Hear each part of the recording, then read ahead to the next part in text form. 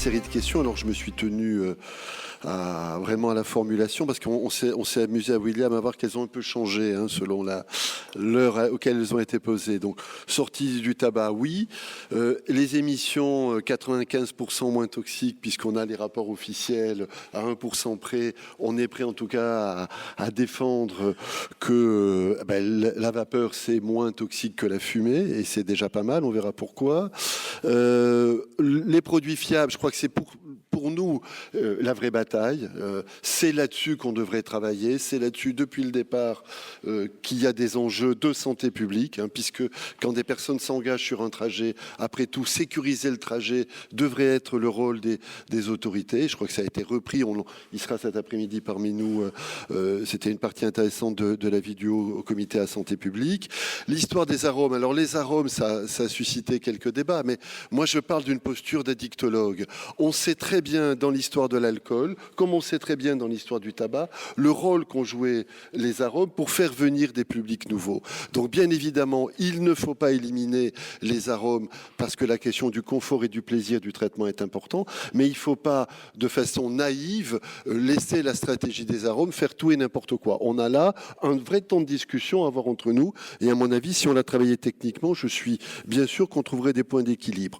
Produit d'entrée sur le tabagisme, je vais vous éviter de répondre ce qui a été déjà suffisamment débattu. Interdire de vapoter dans les lieux publics, je suis de ceux qui pensent que là aussi, on devrait pouvoir, par le biais de chartes, trouver des points d'équilibre intéressants. Renvoyer systématiquement le vapoteur dans l'espace du fumeur n'est pas forcément une stratégie aussi naturelle que certains le croient. Après, laisser le vapoteur envahir l'espace d'un certain nombre de personnes, ça se discute, mais là, il y a vraiment des stratégies qu'on peut trouver avec des chartes, et ça, je trouve dommage qu'on s'en soit privé dans ces cas-là. Et puis, l'histoire de la publicité, c'est la même chose. Je pense que avoir une discussion à peu près intelligente sur rendre possible une communication sur un produit et ne pas anticiper ou anticiper les dégâts qu'ont fait le marketing et une certaine publicité sur d'autres substances, aujourd'hui, c'est tout à fait possible. Donc voilà pour cette première série de questions. La série de questions d'après. Alors, moi, j'ai choisi juste puisqu'on avait droit à vraiment une limitation de diapos et que, bêtement, j'ai décidé pour une fois, bien qu'étant addictologue, de ne pas faire dans la transgression, de garder les deux diapos. Donc, la première, je me suis dit, qu'est-ce qui nous a amené, nous, à nous engager? Qu'est-ce que les addictologues que je représente ont trouvé intéressant? Et donc, j'ai repris des échanges qui sont montés progressivement. Je voudrais rappeler que on a pris le risque, nous avons pris le risque, un certain nombre, de nous engager dès le départ. Et je me souviens d'une première interview où je disais, c'est pas simple parce que sur le fond, je ne sais pas quels sont les avantages et inconvénients complètement. Tout n'est pas documenté. Le premier point, je crois qu'il faut redire le mot aujourd'hui très fort, c'est que c'est un outil qui a été porté par une communauté d'usagers parce que probablement cet outil, mieux que d'autres outils qu'on proposait, rencontrait leur mode de vie. Et je voudrais rappeler que dans l'histoire des addictions, la plupart des grands changements thérapeutiques, pour ne pas dire la totalité des grands changements thérapeutiques, sont venus de l'autosupport des usagers. La substitution dont nous sommes si fiers aujourd'hui a d'abord été du mésusage médicamenteux.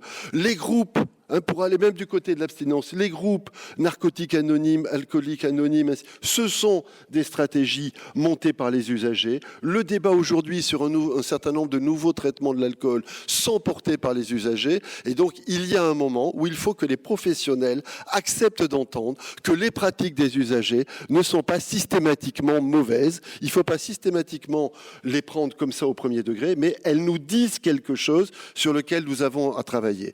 Le deuxième point, et j'avais présidé un colloque où il y avait un millier de professionnels de l'addiction réunis à la Cité des Sciences, et nous avions interrogé, c'était un collègue américain qui était venu, nous avions interrogé, c'était pas très scientifique, c'était à main levée, combien de ces addictologues avaient été fumeurs. À l'époque, les cigarettes n'existaient pas. La majorité des mains se sont levées. La deuxième question avait été, combien d'entre vous ont arrêté de fumer en ayant consulté un professionnel? Il ne restait plus que 30 mains levées sur plus de la moitié de la salle. Ce qui veut dire que dans les addictions, il y a une zone aveugle avec laquelle les professionnels que nous sommes sont très mal à l'aise. C'est ce qui est l'auto-guérison et c'est ce qui est l'auto-support. Et il est là aussi important d'accepter de le documenter. Là aussi, ce sont des chiffres qu'il faudrait que l'on accepte de voir et que l'on accepte de regarder à nouveau, notamment en France, où on a étonnamment tendance à résumer les chiffres sur les chiffres de la branche médicale du soin. Et puis le troisième, c'est quelque chose qui est très présent aujourd'hui dans les addictions, c'est le travail sur la motivation. Moi, je suis allé voir un jour mon pneumologue parce que j'ai des problèmes d'asthme et je lui dis, je me suis remis à courir. Il m'a dit, c'est très bien. Il m'a demandé combien tu fais. Je lui dis, je fais un tour de l'endroit où je cours. Il me dit, ça sert à rien. Je lui ai dit, bah alors là, tu vois, s'il y a vraiment une intervention qui n'est pas bonne, c'est celle-là. Parce que si de passer de 0 tour à 1 tour, ça sert à rien, j'arriverai jamais à atteindre 3, 4 ou 5 tours du bassin qu'il voulait que je fasse. Il m'a regardé en disant, vous êtes un mauvais malade. Je lui ai pas dit ce que je pensais de sa stratégie à lui.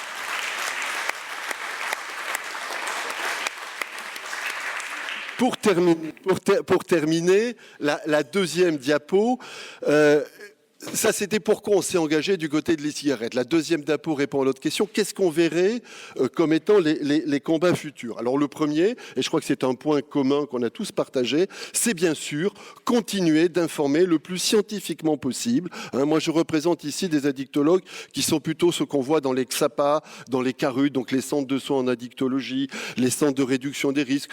Un public dont on parle très peu, les jeunes consommateurs, que nous rencontrons heureusement de plus en plus parce qu'on a fait l'effort d'adapter nos publics, nos pratiques à ce public de jeunes de 15-16 ans qui ne se reconnaissent pas comme étant spontanément malades. Et donc si on leur dit va dans un lieu où on va soigner la maladie, ils regardent en disant mais je reviendrai quand je serai malade. Donc voilà, le premier point, c'est de diffuser ces informations au plus près des professionnels de ces lieux.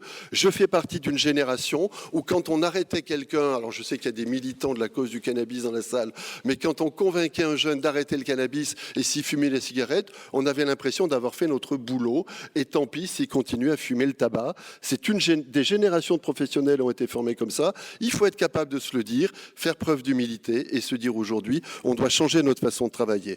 Le deuxième, et ça rejoint des points qui ont été dits, la grande bataille, c'est une bataille politique, et vous l'avez très bien dit d'entrée de jeu, c'est qu'il faut améliorer et préserver le statut du vapotage. Et ça, c'est un vrai enjeu. Comment on peut le réguler? Comment on peut continuer d'en faire un outil d'autosupport? Et Alain Morel évoquait les conclusions de l'expertise collective de la FFA.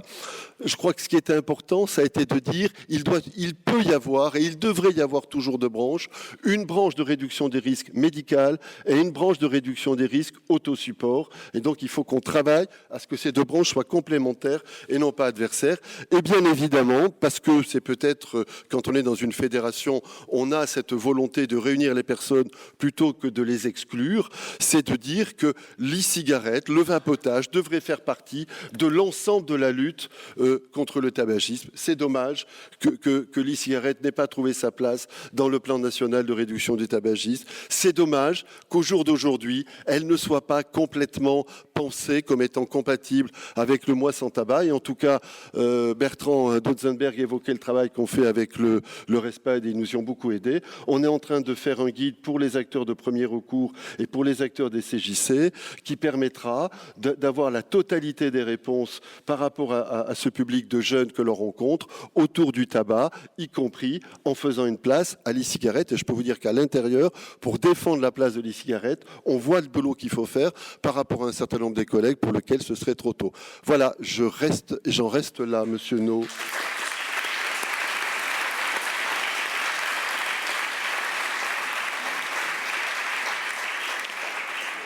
Je ferai quand même une remarque qui m'a un peu parce que quelque chose m'a troublé dans votre témoignage. Vous tutoyez votre pneumologue qui, lui, vous voit.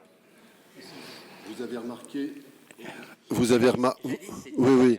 Vous avez remarqué que j'ai un certain rapport à l'insolence et à la transgression, Monsieur No. Très bien. Et vous m'avez appris également qu'il y a eu des militants de la cause du cannabis, c'est ça votre formule? Dans la de plusieurs formes de cannabis. On pourrait dire de la dépénalisation ou de la légalisation du cannabis pour certains, du cannabis médical pour d'autres.